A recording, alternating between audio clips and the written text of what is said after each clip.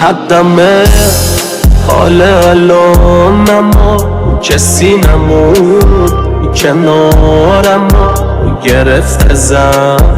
همه چیمونی که بود دارم ندارم و حقمه هرچی سرم بیاد دلم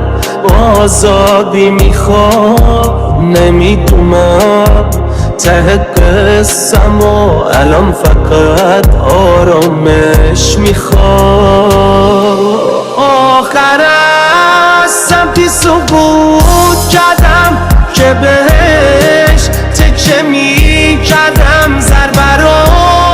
من از کسی خوردم که فکرشم نمیکردم الان میفهمم ای کاش به هیچ کس اعتماد نمیکردم آخر از سمتی سقوط کردم که بهش تکیه میکردم ضربه رو من از کسی خوردم که فکرشم نمیکردم الان میفهمم ای کاش به هیچ کس اعتماد نمیکردم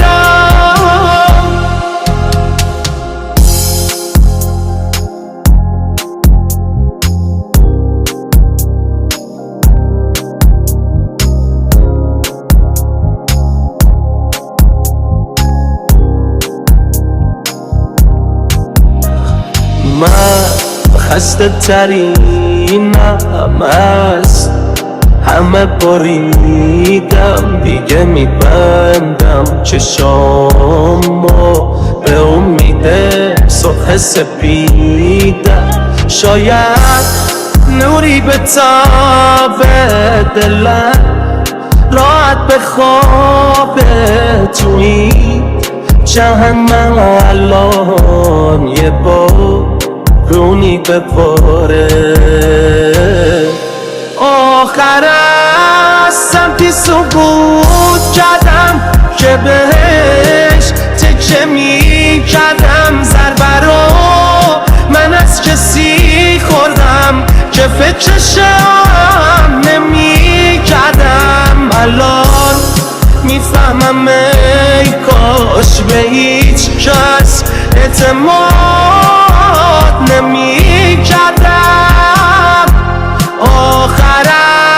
از سمتی سقوط کردم که بهش تکیه میکردم ضربه رو من از کسی خوردم که فکرشم نمیکردم الان میفهمم ای کاش به هیچ کس اعتماد نمی